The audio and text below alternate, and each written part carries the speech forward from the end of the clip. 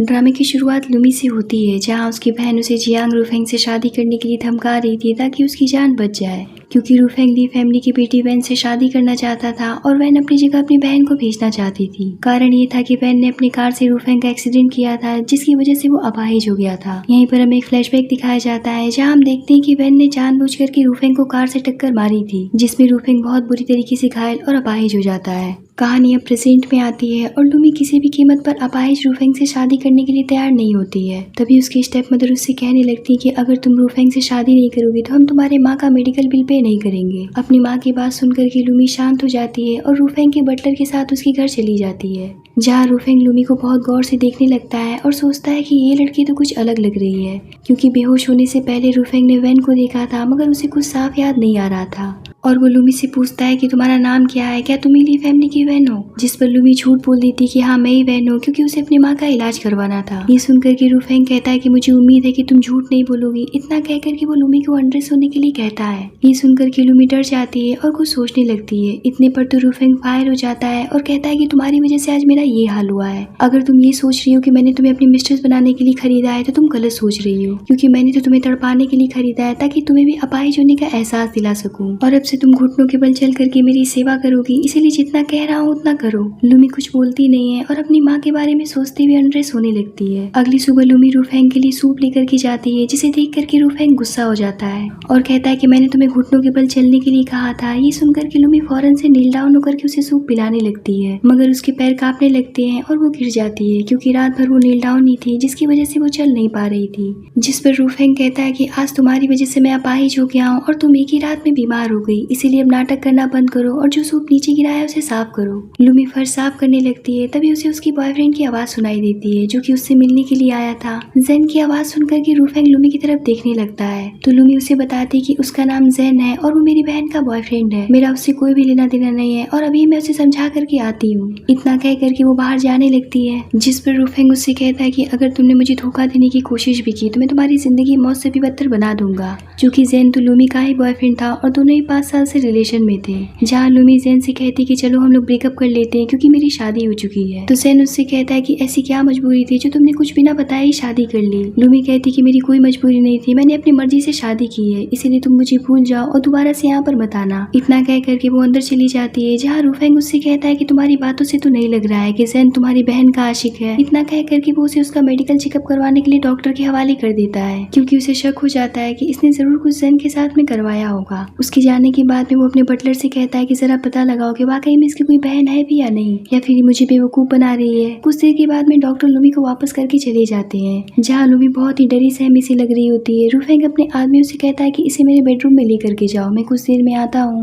कुछ देर के बाद में रूफेंग कमरे में जाता है और लुमी को अपने पास आने के लिए कहता है, तो लुमी उससे कहती है कि प्लीज मुझे मत छूइए, मैं ये सब नहीं करना चाहती हूँ। मगर रूफेंग कहाँ मानने वाला था, वो तो जबरदस्ती लुमी के साथ में सब कुछ कर लेता है और अगली सुबह आकर के कहता है कि टाइम से दवा खा लेना, मैं नहीं चाहता हूँ कि रात वाली बात आगे बढ़े। इतना कह करके वो वहाँ से चला जाता है। उसके जाने के बाद में लुमी कहती कि मैं भी कहाँ चाहती हूँ कि तुम्हारे जैसे घटिया इंसान को फादर बनाऊं। तभी उसके पास उसकी मदर की कॉल आती है और वो उससे पूछती है कि 2-3 दिन हो गए तुम मुझे देखने तक नहीं आ रही हो। लुमी कहती कि मैं थोड़ी सी बिजी हो गई थी इसीलिए नहीं आ पा रही थी, पर आज मैं तुमसे मिलने के लिए जरूर आऊंगी। जिसके बाद वो अपनी माँ से मिलने के लिए चली जाती है, जहाँ उसे जेन मिल जाता है और वो लुमी से बात करने की कोशिश करने लगता है। तो लुमी कहती कि मैंने तुमसे पहले ही बता दिया था कि मेरी शादी हो गई है, मैं तुमसे बात नहीं कर सकती हूँ। तो जेन उसका हाथ पकड़ करके कहने लगता है कि चलो आराम से बैठ करके बात करते हैं। तो लुमी गुस्से से अपना हाथ छुड़ाते हुए जेन से कहती है कि अब मेरी शादी हो चुकी है और अब तुम्हारे साथ में बात करने की कोई भी गुंजाइश नहीं रही। तो जेन कहता है कि बिना बताए 5 साल के प्यार को एक झटके में तोड़ करके चली गई और अब तुम्हें बात करने में भी प्रॉब्लम हो रही है। ठीक है तुम मुझसे बात मत करो, लेकिन कम से कम इतना तो बता दो कि ऐसी क्या मजबूरी थी जो तुमने उस अपाहिज रूफेंग से शादी कर लिया। तो लुमी कहती है क्योंकि उसके पास में बहुत पैसे हैं, वो बहुत अमीर आदमी है और मुझे जो भी कुछ चाहिए वो दिला देगा। पर लुमी की बातों पर जेन को यकीन नहीं होता है और वो कहता है कि जहाँ तक मैं जानता हूँ कि तुम ऐसा नहीं कर सकती हो, जरूर तुमने किसी दबाव में आकर के शादी की है, क्योंकि जहाँ तक मुझे पता है रूफेंग तुम्हारी बहन से शादी करना चाहता था, फिर वो अचानक से तुमसे शादी कैसे कर सकता है। तभी वहाँ पर रूफेंग आ जाता है। तो जेन जैन लूमी का हाथ पकड़ करके उसे बताने लगता है कि जिस लड़की से आप शादी करना चाहते थे वो ये लड़की है ही नहीं बल्कि इसकी बहन है। ये सुनकर के लूमी डर जाती है और जैन से अपना हाथ छुड़ा करके रूफेंग को किस करने लगती है और ये सब देख करके जैन काफी हर्ट हो जाता है और वहाँ से चला जाता है। इधर रूफेंग लूमी को दूर ढकेलते हुए गुस्से से कहता है कि तुम्हारी इतनी हिम्मत भी कैसे होगी जो तुमने मुझे किस कर लिया,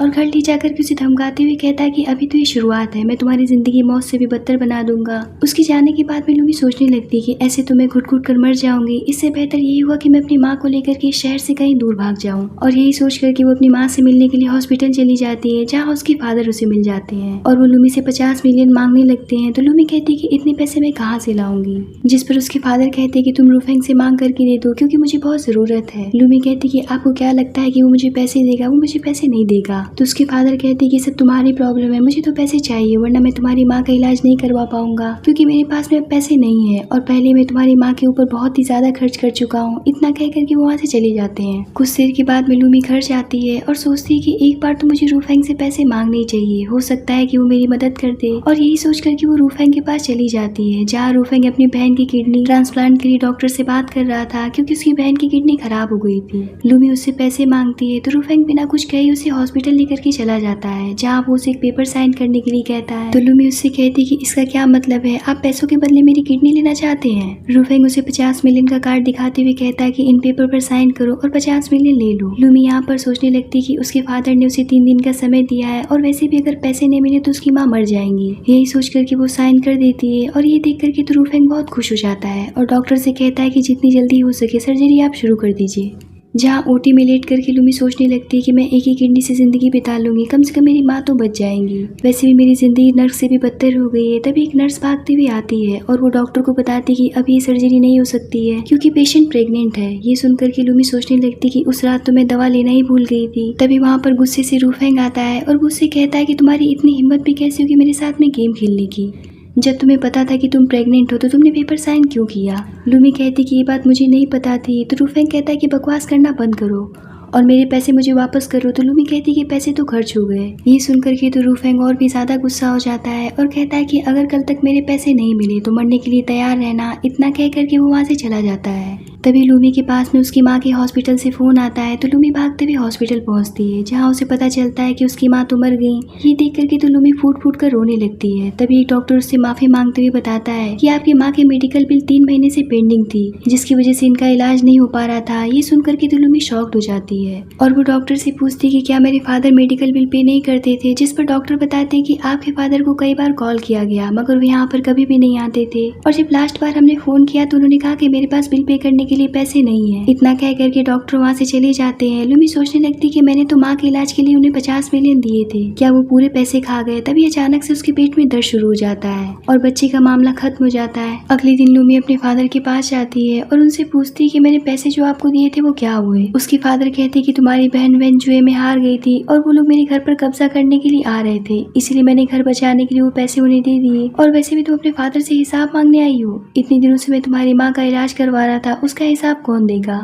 इतने पर तो लूमी उन्हें एक थप्पड़ मार देती है और कहती है कि माँ तो चली गई पर तुम तो फादर कहलाने के लायक भी नहीं हो और अब मेरे पास में कोई भी मजबूरी नहीं रही। मैं अभी जाकर के रूफेंग को सारी सच्चाई बता देती हूँ। जिसने उसका पैर तोड़ा था वो लड़की मैं नहीं बल्कि वैन है, फिर देखना रूफेंग तुम्हें कैसे बर्बाद करता है। इतना कह करके वो वहाँ से जाने लगती है। तब तक वहाँ पर रूफेंग आ जाता है जिसे देख करके उसके फादर कहने लगते हैं कि देखो ना दामाद जी तुम्हें खुद चल करके लेने के लिए आए, इसलिए तुम आराम से जाना। मगर लूमी कहाँ मानने वाली थी और वो वहीं पर अपनी पूरी सच्चाई उसे बता देती है कि मेरी बहन ने आपका एक्सीडेंट किया था, मैंने नहीं किया था। ये सुनकर के उसके फादर रूफेंग के सामने नील डाउन होकर के माफी मांगने लगते हैं और कहते हैं कि आपको चाहिए तो आप मेरी दूसरी बेटी भी रख लीजिए मगर मुझे और मेरे ली ग्रुप को माफ कर दीजिए। ये सुनकर के रूफेंग कहता है कि आखिर आप मेरे जियांग परिवार को समझते क्या है कि वहाँ पर कोई भी कुत्ता बिल्ली रह सकता है और मैं किसी से भी शादी कर लूंगा। इतना कह करके वो लूमी को अपने साथ अपने घर लेकर के चला जाता है। घर जाने के बाद में लूमी रूफेंग से कहती है अब आपको सब कुछ पता चल ही गया है कि मैं नकली हूँ और मैं वो लड़की नहीं हूँ जिससे आप शादी करना चाहते थे, तो जितनी जल्दी हो सके मुझे तलाक ले लेना चाहिए। पर ये बात रूफेंग को पसंद नहीं आती है और वो लूमी से कहता है कि कितनी बेचैन हो गई हो तुम अपने बॉयफ्रेंड जैन से मिलने के लिए। तो लूमी कहती कि इस बात से जैन का कोई भी लेना देना नहीं है, जब आपको पता चल ही गया है कि मैं वो लड़की नहीं हूँ जिसे आप चाहते थे तो अब साथ रहने का क्या फायदा। रूफेंग कहता है कि मुझे तुम्हारी फैमिली प्रॉब्लम से कोई भी मतलब नहीं है और मैं ये भी नहीं जानना चाहता हूँ कि तुम कौन हो और मुझे किससे शादी करनी चाहिए थी। मुझे बस इतना पता है कि तुमने मुझसे 50 मिलियन लिया था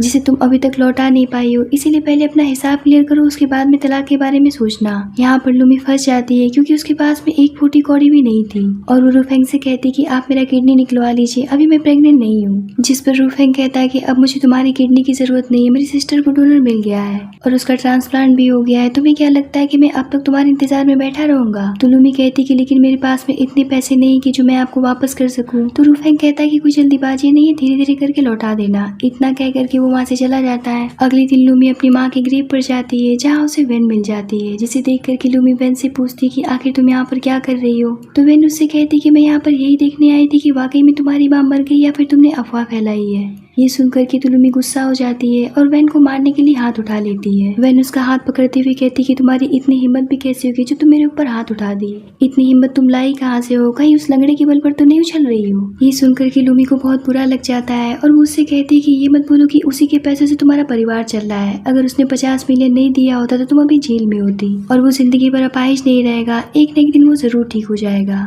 लुमी की ये बातें रूफेंग भी सुन लेता है और इमोशनल होकर के अपने पैरों के बारे में सोचने लगता है कि क्या वाकई में मेरे पैर ठीक भी हो सकते हैं। तभी वह हंसने लगती है और कहती है कि सपने देखना बंद करो, वो कभी भी ठीक नहीं होगा। जिस पर लुमी कहती कि तुम्हें शर्म नहीं आ रही है हंसते हुए, जिसकी वजह से तुम्हारा घर चल रहा है, उसे तुम अपाहिज कह करके उसका मजाक उड़ा रही हो। अगर ये बात रूफेंग को पता चल गई तो भले ही वो अपाहिज है मगर तुम्हारा ली परिवार बर्बाद करने के लिए काफी है। ये सुनकर के वेन गुस्सा हो जाती है और वो उसे धक्का दे देती है, जिसकी वजह से लुमी गिर जाती है। तभी वहाँ पर रूफेंग आ जाता है और वेन को डांटते हुए लुमी को उठाता है और वो वेन से कहता है कि भले ही मैं अपाहिज हूँ मगर तुम्हारा परिवार पूरी तरीके से मेरी कंपनी पर निर्भर है और आज मैं जिस हाल में हूँ उसकी वजह भी तुम ही हो और मैं किसी भी समय अपना बदला पूरा करने के लिए तुम्हारे पैर भी तुड़वा सकता हूँ। इतना कह करके वो लुमी को अपने साथ लेकर के चला जाता है। घर जाकर के रूफेंग लुमी की कही बातों को सोचता है कि क्या वाकई में मेरे पैर ठीक हो सकते हैं और हिम्मत करके वो अपने पैरों पर खड़ा होने की कोशिश करते हुए लुमी से पूछता है कि क्या सच में तुम्हें यकीन है कि एक दिन मेरे पैर ठीक हो जाएंगे? जिस पर लुमी कहती है कि क्यों नहीं, हम किसी अच्छे डॉक्टर को दिखाएंगे, वैसे भी आपके पास तो पैसों की कोई भी कमी नहीं है, इसीलिए आप ठीक हो सकते हैं। लुमी की बातें सुनकर के रूफेंग के दिल में लुमी के लिए फीलिंग आ जाती है और वो उससे पूछ ही लेता है कि क्या तुम मुझसे प्यार करने लग गई हो?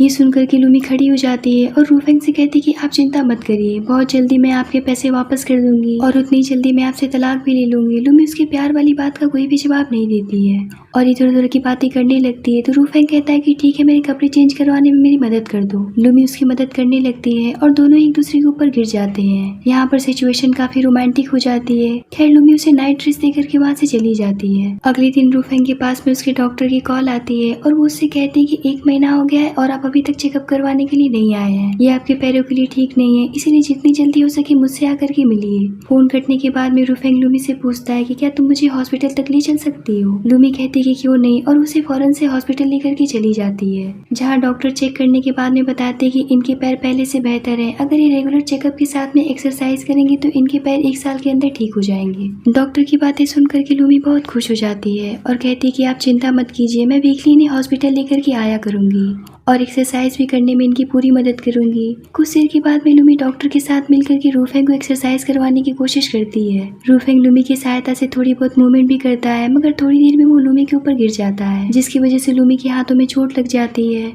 डॉक्टर रूफेंग को उठाते हुए कहता है कि ऐसे ही प्रैक्टिस करते रहिए, एक दिन आप ठीक हो जाएंगे। तभी रूफेंग की नजर लुमी की चोट पर पड़ जाती है और वो डॉक्टर से कहता है कि मुझे छोड़िए, पहले लुमी के हाथ पर कोई मेडिसिन लगाइए। ये सुनकर के डॉक्टर लुमी के लिए मेडिसिन लेने के लिए चला जाता है, जिसके बाद में वो दोनों आपस में बात करने लगते हैं और लुमी को देख करके ऐसा लग रहा था कि उसके दिल में भी रूफेंग के लिए फीलिंग्स आने लगी थी। जहाँ रूफेंग लुमी से कहता है कि आज मैं बहुत खुश हूँ, तो बताओ तुम्हें क्या चाहिए? तो लुमी कहती कि वैसे तो मुझे कुछ भी नहीं चाहिए, मगर आप चाहे तो 50 मिलियन के कर्ज में से 10 मिलियन माफ कर दीजिए। रूफेंग कहता है कि ठीक है और वो 10 मिलियन माफ कर देता है। ये सुनकर के लुमी हैरान हो जाती है और कहती कि क्या सच में आपने माफ कर दिया? मैं तो बस आपसे मजाक कर रही थी। तो रूफेंग कहता है कि लेकिन मैं तुमसे मजाक नहीं कर रहा हूँ, अब तुम्हें 40 मिलियन ही देने होंगे। इतना कह करके वो भी सोचने लगता है कि ये तो 40 मिलियन भी नहीं लौटा पाएगी, क्योंकि रूफेंग भी नहीं चाहता था कि लुमी उसे छोड़ करके जाए, क्योंकि वो भी अब उससे प्यार करने लगा था। अगले दिन लुमी किसी प्रोग्राम को अटेंड करने के लिए अपने कॉलेज जा रही थी, जहाँ रास्ते में उसे जैन मिल जाता है और वो लुमी से कहता है कि मैं भी उधर ही जा रहा हूँ, चलो मैं तुम्हें ड्रॉप कर देता हूँ। मगर लुमी उसके साथ जाने के लिए तैयार नहीं होती है और उसे फिर से याद दिलाती है कि लगता है कि तुम भूल रहे हो कि अब मैं शादीशुदा हूँ और अब तुम्हारे साथ जाने में मुझे प्रॉब्लम हो सकती है। जैन उसे समझाने लगता है कि मुझे पता है कि तुमने किसी मजबूरी में आकर के शादी किया है, अब जब सारी बातें सामने आई गई तो तुम उसे डिवोर्स क्यों नहीं दे रही हो, जिस पर लूमी कहती कि तुम जाओ यहाँ से, अब कुछ भी हो पाना मुश्किल है। तो जैन उसका हाथ पकड़ करके उससे रिक्वेस्ट करने लगता है कि प्लीज मेरे साथ चलो, मैं भी वहीं जा रहा हूँ, इसी बहाने में कुछ देर तुम्हारे साथ रह लूंगा। लूमी भी इधर उधर देखती है और उसके साथ चली जाती है, मगर रूफेंग उसे फॉलो कर रहा था और वो सब कुछ देख लेता है। रात में लूमी जब घर जाती है तो रूफेंग उसका हाथ पकड़ करके उससे कहने लगता है कि क्या तुम एक आदमी के साथ नहीं रह सकती हो, जो तुम्हें जैन को डेट करना बहुत जरूरी है। लूमी तो समझ ही नहीं पा रही थी कि आखिर इसे हो क्या गया है। तभी वो अपने मोबाइल में जैन के साथ में उसकी फोटो दिखा देता है, जिस पर लूमी कहती कि आप जैसा सोच रहे हैं वैसा कुछ भी नहीं है, मैं अपने कॉलेज जा रही थी और ये मुझे रास्ते में मिल गया था और कहने लगा था कि मैं भी उधर ही जा रहा हूँ, चलो मैं तुम्हें ड्रॉप कर देता हूँ, इसीलिए मैं उसके साथ चली गई थी, इससे ज्यादा और कुछ भी नहीं है। लेकिन रूफेंग को उसकी बातों पर यकीन नहीं होता है और वो उसे दूर धकेलते हुए वहाँ से जाने के लिए कह देता है। लूमी ये सोचते हुए वहाँ से जाने लगती है कि ये तो बहुत ही घटिया इंसान है, इसलिए जितनी जल्दी हो सके मुझे इसके पैसे लौटा करके इससे पीछा छुड़ा लेना चाहिए। और यही सोच कर कि वो अपने फादर को कॉल करती है और एक आर्ट गैलरी लगाने के लिए उनसे 5 मिलियन मांगती है, मगर उसके फादर इतनी भी शरीफ नहीं थे जो कि इतनी आसानी से पैसे दे दे। इसीलिए लूमी उन्हें धमकाते हुए कहती है कि अगर आपने मुझे 5 मिलियन नहीं दी तो रूफेंग आपसे 50 मिलियन लेगा, और आप ये बात अच्छी तरीके से जानते हैं कि आपको देना पड़ जाएगा। ये सुनकर के उसके फादर पैसे देने के लिए तैयार हो जाते हैं और उसे ऑफिस में मिलने के लिए बुलाते हैं। अगले दिन लूमी अपने फादर के ऑफिस पहुंचती है और जिस जगह पर उसे पेंटिंग का एग्जीबिशन लगाना था उन पेपर्स को दिखाते हुए अपने फादर से साइन करने के लिए कहती है।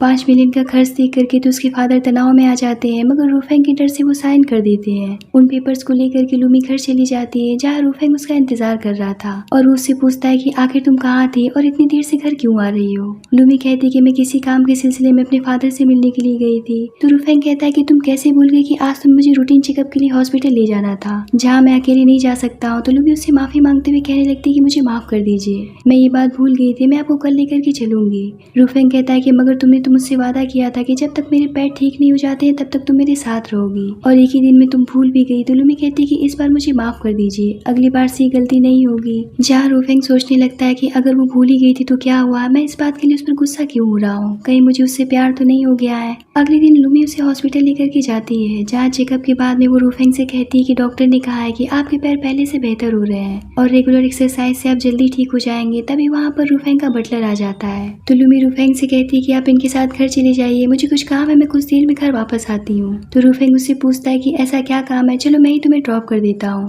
तो लूमी उसके साथ आर्ट गैलरी में चली जाती है। उसे ड्रॉप करने के बाद में रूफेंग अपने बटलर से कहता है कि पता लगाओ कि यहाँ पर क्या करने आई है। रात में लूमी जब घर आती है तो वो देखती है कि रूफेंग चलने की प्रैक्टिस कर रहा था, तो उसे ऐसा करता हुआ देख करके वो बहुत खुश हो जाती है और उसके पास जाकर के उसे हक कर लेती है। तभी उसे रियलाइज होता है कि मैंने एक्साइटमेंट में आकर के कुछ ज्यादा ही कर दिया है, इसीलिए वो रूफेंग से दूर हटते हुए उससे माफी मांगने लगती है और कहती है कि मैं कुछ ज्यादा ही खुश हो गई थी। तो रूफेंग कहता है कि कोई बात नहीं है, मुझे पेट पर बिठाने में मेरी मदद करो। रूफेंग को भी उससे प्यार हो गया था, लेकिन वो ये बात बोल नहीं पा रहा था। लूमी उससे कहती कि आप जितनी प्रैक्टिस करेंगे उतनी जल्दी ठीक हो जाएंगे, जिसमें मैं आपकी पूरी मदद करूंगी। लूमी की बातें सुनकर के वो उसे कोई जवाब नहीं देता है, मगर चाहता वो भी यही था कि लूमी उसके साथ ही रहे। अगले दिन वो अपनी आर्ट गैलरी लगाती है, जहाँ सबसे पहले जैन पहुंच जाता है और उसे बधाई देते हुए कहता है कि आखिर तुम्हारा सपना पूरा हो ही गया, जिसे हम दोनों ने साथ मिलकर के देखा था। तो लूमी उसे थैंक्स कहती है और समझाती है कि ज्यादा बात करना ठीक नहीं है, इसीलिए यहाँ से चले जाओ, जिस पर जैन उसे जबरदस्ती हक कर लेता है और वैन इनकी फोटो खींच करके रूफेंग के पास भेज देती है, जिसे देख करके रूफेंग फिर से पागल हो जाता है और वो लूमी को कॉल करता है, जिस पर लूमी का फोन जैन रिसीव करता है और उसे बताता है कि लूमी तो नहा रही है। ये सुनकर के रूफेंग और भी ज्यादा पागल हो जाता है और फोन काट देता है। इधर जैन सोचता है कि मैंने लूमी का फोन पिक करके गलत तो किया है, मगर मैं अपने प्यार को पाने के लिए कुछ भी कर सकता हूँ। दरअसल में लूमी के कपड़ों पर कॉफी गिर गई थी, जिसे साफ करने के लिए वो वॉशरूम गई थी,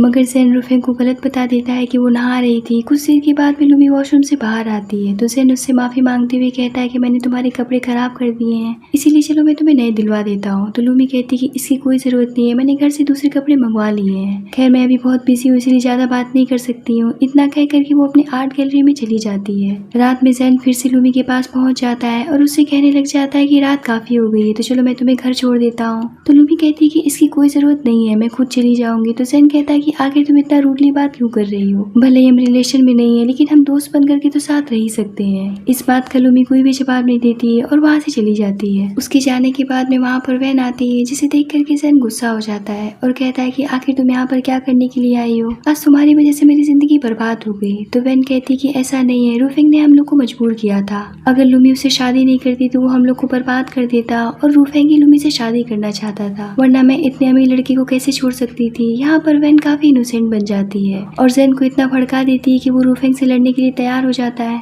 इधर लूमी जब घर पहुंचती है तो वो देखती है कि रूफेंग काफी गुस्से में बैठा उसका इंतजार कर रहा था। तो लूमी उससे डरते हुए पूछती है कि क्या हुआ, आप अभी तक सोए नहीं। तो रूफेंग कहता है कि ये सब छोड़ो, पहले ये बताओ कि आज तुम पूरे दिन क्या की और तुम कहाँ पर थी। तो लूमी उसे 10 मिलियन का कार्ड देते हुए अपने आर्ट गैलरी के बारे में बताती है और कहती है कि मेरी आज की कमाई है और मैं पूरे दिन आर्ट गैलरी में ही थी। रूफेंग उसका कार्ड लेते हुए कहता है कि इससे तो ये प्रूफ हो गया कि तुमने काम किया है और पैसे कमाए हैं, मगर मुझे ऐसे काम से कमाए हुए पैसे नहीं चाहिए। इतना कह करके वो उसका कार्ड फेंक देता है, जिसे देख करके लूमी को काफी गुस्सा आ जाता है और वो कहती कि ज्यादा पागल बनने की जरूरत नहीं है और घर बैठ करके ज्यादा दिमाग मत चलाया करो, ये पैसे मैंने बहुत मेहनत से कमाए हैं। इस बात पर रूफेंग उसे ज़ेन के साथ वाली फोटो दिखा देता है, जिसे देख करके लूमी शॉक्ड हो जाती है और उसे समझाने की कोशिश करने लगती है कि जैसा आप सोच रहे हैं वैसा कुछ भी नहीं है, मैं पूरे दिन आर्ट गैलरी में ही थी और ज़ेन मेरी वहाँ पर आर्ट देखने के लिए आया था। तो रूफेंग कहता है कि कोई आर्ट देखने आएगा और तुम्हें हक भी कर लेगा, ये किस टाइप का आर्ट है। तो लूमी उसे समझाती कि ऐसा इसलिए है क्योंकि वो बहुत दुखी था और मुझसे बात करते करते वो बहुत इमोशनल होकर के मुझे हक कर लिया था, लेकिन मैंने उसे फौरन से खुद से दूर कर दिया था। जिस पर रूफेंग कहता है कि चलो मैं मान लेता हूँ कि जो भी तुम कुछ कह रही हो वो सब कुछ सच है, लेकिन होटल रूम में क्यों और किसके साथ गई थी। होटल का नाम सुन करके तो लूमी को सदमा ही लग जाता है और वो पूछती कि कौन सा कमरा और आप किस बारे में बात कर रहे हैं, क्या आप मुझे बदनाम करना चाहते हैं। मैं कहीं किसी के साथ कमरे में नहीं गई थी। जिसके बाद रूफेंग उसे वो ऑडियो सुनाता है जिसमें ज़ेन ने कहा था कि लूमी नहा रही है। ऑडियो सुनने के बाद में लूमी उसे बताती कि उसने ऐसा क्यों बोला ये तो मैं नहीं जानती हूँ, मगर मैं उस टाइम वॉशरूम गई थी क्योंकि मेरे कपड़ों पर कॉफी गिर गया था और मेरा फोन ज़ेन के पास था। पर लूमी की बातों पर रूफेंग को 1% भी यकीन नहीं होता है और वो उसे कहता है कि अगर तुम इस तरीके से पैसे कमा करके मेरा कर्ज उतारना चाहती हो तो तुम्हें कहीं भी जाने की जरूरत नहीं है, मैं यहीं पर अपना पैसा वसूल कर लूंगा। इतना कह करके वो लूमी के साथ में जबरदस्ती करने लगता है, जिस पर लूमी रोती हुई उसे दूर करती है और कहती है कि अगर आपको मेरी बातों पर यकीन नहीं आ रहा है तो आप किसी को भेज करके मेरे बारे में पता करवा सकते हैं। ये सुनकर के रूफेंग शांत हो जाता है और अपने बटलर से उसके बारे में पता लगाने के लिए कहता है, जिस पर अगले दिन ही बटलर उसे पता लगा करके बताता है कि मैडम जो भी कुछ कह रही थी वो सब कुछ सच है। वो पूरे दिन आर्ट गैलरी में थी जहाँ एक लड़का उन्हें बहुत परेशान कर रहा था, मगर लूमी उस लड़के को इग्नोर करते हुए अपने काम पर ध्यान दे रही थी। लूमी की सच्चाई जान करके रूफेंग को बहुत दुख और अफसोस होता है और वो उसे कॉल करके पूछता है कि तुम कहाँ और कब तक आओगी। लूमी कहती कि मैं स्टूडियो में हूँ और कुछ स्टूडेंट को पढ़ा रही थी। रूफेंग कहता है कि क्या तुम मेरे पैरों की जांच के लिए मुझे हॉस्पिटल लेकर के नहीं चलोगी। तो लूमी कहती है कि मुझे याद है, मैं कुछ देर में आ रही हूँ। लूमी की बातें सुनकर के रूफेंग बहुत खुश हो जाता है क्योंकि उसे लग रहा था कि लूमी उससे बहुत नाराज होगी। कुछ देर के बाद में लूमी उसे हॉस्पिटल लेकर के जाती है जहाँ रूफेंग उससे माफी मांगता है और कहता है कि मुझे माफ कर देना, मैंने तुम्हें गलत समझ लिया था। लूमी कहती कि आप मुझ पर यकीन करें या ना करें, लेकिन मैंने कभी भी आपको धोखा नहीं दिया है और आपकी इज्जत का हमेशा ख्याल रखा है।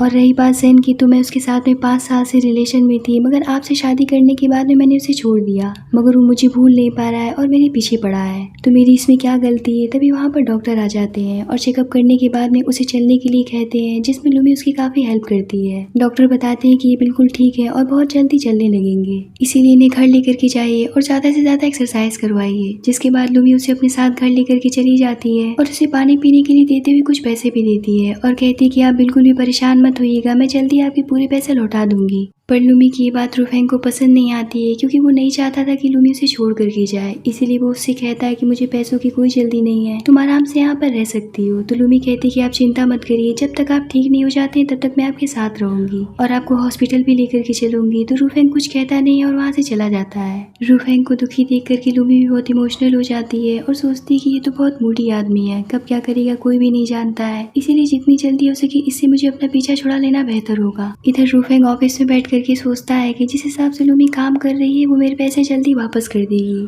और फिर वो मुझे छोड़ करके चली जाएगी, इसीलिए उसे काम करने से रोकना होगा। और यही सोच करके रूफेंग लूमी के स्टूडियो चला जाता है और उसे फोन करके बाहर बुलाता है। पर इससे पहले कि लूमी बाहर आती है वो अपने बटलर को घर भेज देता है। जब लूमी बाहर आती है तो वो उससे पूछती है कि आप यहाँ पर क्या करने के लिए आए हैं। तो रूफेंग कहता है कि मेरे पैरों में इचिंग हो रही थी, इसीलिए मुझे डॉक्टर को दिखाने जाना था। जिस पर लूमी कहती कि कोई बात नहीं है, मैं अभी डॉक्टर से बात कर लेती हूँ। और लूमी उन्हें फोन लगा करके सारी प्रॉब्लम बता देती है, जिस पर डॉक्टर कहती कि इसमें घबराने की कोई बात नहीं है, बल्कि ये तो खुशी की बात है क्योंकि ऐसा तब होता है जब पैर ठीक होने वाले होते हैं और आपके पति बहुत जल्दी अपने पैरों पर चलने वाले हैं, इसीलिए घबराने की कोई बात नहीं है, उन्हें ज्यादा से ज्यादा प्रैक्टिस करवाइए। लूमी डॉक्टर की पूरी बात रूफेंग को बताती है और समझाती कि घबराने की कोई बात नहीं है, आप घर जाइए, मैं कुछ देर में आ रही हूँ। इस बात पर रूफेंग कुछ भी नहीं बोलता है। तो लूमी उससे पूछती कि आपका बटलर कहाँ गया। तो रूफेंग उससे बताता है कि उसे कुछ काम आ गया था, इसीलिए मैंने उसे घर भेज दिया। लूमी कहती कि पर मेरे पास में बहुत काम है और मैं बहुत बिजी हूँ, ऐसे में मेरा काम बहुत नुकसान हो जाएगा। तो रूफेंग कहता है कि कोई बात नहीं, तुम अपना काम करो। मैं बटलर को बुला लूंगा, मगर ये बात लूमी को अच्छी नहीं लगती है और वो कहती है कि अभी खाना खाने का समय हो गया है, इसीलिए पहले खाना खा लेते हैं, उसके बाद घर जाएंगे। इतना कह करके वो उसे अपने स्टूडियो में लेकर के चली जाती है और खाना खाने के बाद में वो रूफेंग से कहती है कि आप यहीं पर आराम करिए, क्लास खत्म होने के बाद में हम साथ में घर चलेंगे। तो रूफेंग कहता है कि ठीक है, तुम अपना लैपटॉप मुझे दे दो ताकि मैं बैठ करके यहाँ पर कुछ अपना काम भी करता रहूंगा। तो लूमी उसे अपना लैपटॉप दे करके चली जाती है। कुछ देर के बाद में वहाँ पर जैन आ जाता है और वो रूफेंग को देख करके भड़क जाता है और उससे कहने लगता है कि तुम यहाँ पर क्या कर रहे हो। तो रूफेंग कहता है कि मैं तो यहाँ पर अपनी वाइफ से मिलने के लिए आया था, लेकिन तुम यहाँ पर क्या करने आए हो। जैन कहता है कि मैं तुम्हें यहाँ पर ये बताने आया हूँ कि जिससे तुमने जबरदस्ती शादी कर लिया है वो मेरी गर्लफ्रेंड है, इसीलिए जितनी जल्दी हो सके उसे तलाक दे दो। यहाँ पर दोनों के बीच में बातों ही बातों में लड़ाई शुरू हो जाती है। तब तक वहाँ पर लूमी आ जाती है और जैन को धमकाती हुई कहती है कि ये मेरा पर्सनल मैटर है, इसीलिए इसमें इंटरफेयर करने की कोशिश भी मत करना और जितनी जल्दी हो सके यहाँ से निकल जाओ, वरना ठीक नहीं होगा। इतना कह करके वो रूफेंग को अपने साथ लेकर के जाने लगती है, मगर जैन कहाँ मानने वाला था। वो लूमी से कहने लग जाता है कि कहाँ इस अपाहिज के साथ जा रही हो, ये तुम्हारे लायक नहीं है, क्यों इसके चक्कर में अपनी जिंदगी बर्बाद करना चाहती हो। इस बात पर लूमी काफी ज्यादा गुस्सा हो जाती है और वो उसे एक थप्पड़ मार देती है, पर जैन फिर भी नहीं मानता है और उसे समझाने की कोशिश करने लगता है, मगर लूमी उसकी एक बात नहीं सुनती है और रूफेंग को अपने साथ लेकर के चली जाती है। जहाँ घर जाकर के वो सोचती कि इतने दिन से रूफेंग का इलाज चल रहा है, लेकिन अब तक उनके पैरों में कोई सुधार क्यों नहीं दिख रहा है। और यही बात सोच करके वो उससे पूछती कि क्या आपको पहले से कुछ बेहतर फील हो रहा है या फिर यूं ही केवल चेकअप ही करवाते रहेंगे, क्योंकि डॉक्टर ने कहा था कि 6 महीने में आप ठीक हो जाएंगे और अभी 6 महीने से ऊपर हो चुका है। रूफेंग कहता है कि मुझे भी समझ में नहीं आ रहा है कि आखिर ऐसा क्यों हो रहा है। और यहीं पर हमें फ्लैशबैक दिखाया जाता है जहाँ हमें पता चलता है कि रूफेंग के पैर बिल्कुल ठीक हो गए थे, मगर वही बात लूमी को नहीं बताना चाहता था, क्योंकि उसे इस बात का डर था कि लूमी से छोड़ करके चली जाएगी। कहानी अब प्रेजेंट में आती है और लूमी रूफेंग से कहती है कि इस बारे में बात करने के लिए मुझे हॉस्पिटल जाना होगा। और अगले दिन वो डॉक्टर से मिलने के लिए हॉस्पिटल चली जाती है, जहाँ रास्ते में उसे जैन मिल जाता है और वो उसे इमोशनली ब्लैकमेल करके अपने साथ लेकर के चला जाता है। काफी देर के बाद भी लूमी जब वापस नहीं आती है तो रूफेंग परेशान होकर के अपने बटलर को कॉल करके उसके बारे में पूछने लगता है। तो बटलर उससे बताता है कि मैंने उन्हें एक आदमी के साथ जाते हुए देखा था और वो केबिन में आकर के सीसीटीवी फुटेज दिखाता है। फुटेज देख करके रूफेंग जैन को पहचान जाता है और बटलर से कहता है कि जल्दी पता लगाओ कि आखिर वो लूमी को लेकर के कहाँ गया है। इधर लूमी जब होश में आती है तो वो अपने आप को जैन के साथ पाती है और वो उससे पूछती है कि तुम मुझे यहाँ पर क्यों लाए हो। तो जैन उससे कहता है कि ये वही घर है जिसे मैंने तुम्हारे लिए खरीदा था और अब यहीं पर हमारी शादी होगी और हम लोग साथ में रहेंगे। लूमी उसे फिर से समझाने की कोशिश करती है कि मेरी शादी हो गई है, लेकिन इस बार जैन भड़क जाता है और कहता है कि बकवास करना बंद करो, मैं ये बात सुन सुन करके पक चुका हूँ कि तुम्हारी शादी हो गई है और मैं तुम्हारे साथ में गलत कर रहा हूँ। इतना कह करके वो उसे वैन के ठिकाने पर लेकर के चला जाता है। इधर वैन सोचती कि अपाहिज रूफेंग, तुम मेरा पैर तोड़ करके मुझे जेल भेजना चाहते हो, अब देखो मैं तुम्हारे साथ में क्या करती हूँ। इतना कह करके वो रूफेंग को कॉल करती है और लूमी के बदले 50 मिलियन मांगती है। रूफेंग उसे पैसे देने के लिए तैयार हो जाता है, जिसके बाद वो अपने ठिकाने पर पहुंचती है, जहाँ वो लूमी को देख करके कहती है कि बहन तुम कितनी लकी हो, जिसके पीछे दो लड़के सब कुछ लुटाने के लिए तैयार हो गए हैं। यहाँ पर वैन अपने औकात में आ जाती है और अपने मुंह से ही सब कुछ बोलने लगती है, जिसे सुन करके जैन भी हैरान हो जाता है, क्योंकि वैन ने झूठी कहानी सुना करके लूमी को किडनैप करने के लिए उसे उकसाया था। और जैन को यहाँ पर सब कुछ पता चल जाता है कि वैन ने अपने फायदे के लिए उसका यूज किया है। तभी वहाँ पर रूफेंग आ जाता है, जिसे देख करके लूमी पूछती कि आपके पैर अचानक से ठीक कैसे हो गए। रूफेंग वैन से कहता है कि मैंने तुम्हारे अकाउंट में 50 मिलियन ट्रांसफर कर दिए हैं। ये सुनकर के वैन अपना अकाउंट चेक करने लगती है, तब तक एक आदमी उसे पकड़ लेता है, जिसके बाद रूफेंग उसे जेल भिजवा देता है और लूमी को अपने साथ लेकर के जाने लगता है। पर लूमी को रूफेंग के साथ जाते हुए जैन से देखा नहीं जाता है और वो गुस्से में आकर के रूफेंग पर हमला कर देता है, मगर लूमी रूफेंग को बचाने के लिए बीच में आ जाती है, जिसकी वजह से वो काफी जख्मी हो जाती है। ये देख करके रूफेंग भागते हुए उसे हॉस्पिटल लेकर के जाता है, जहाँ इलाज के बाद लूमी होश में आती है। तो वो सबसे पहले रूफेंग से पूछती कि क्या सच में आपने वैन को 50 मिलियन दे दिए हैं। तो रूफेंग कहता है कि हाँ मैंने उसे पैसे दे दिए हैं। तो लूमी कहती है कि पहले से मेरे ऊपर 50 मिलियन का कर्ज था, अब और 50 मिलियन बढ़ गया है, मैं इसे कैसे चुकाऊंगी। तो रूफेंग कहता है कि इसे चुकाने का एक बहुत ही अच्छा तरीका है, तुम जिंदगी भर के लिए मेरी वाइफ बन जाओ। और इतना कह करके वो उसे बहुत प्यार से किस कर लेता है और इसी किस के साथ में इस ड्रामे की यहीं पर हैप्पी एंडिंग होती है। चूंकि जैन इनोसेंट था, इसमें से कोई भी गलती नहीं थी, वो तो बस लूमी को पाना चाहता था और लूमी से वो बहुत प्यार करता था, इसीलिए रूफेंग उसे छोड़ देता है।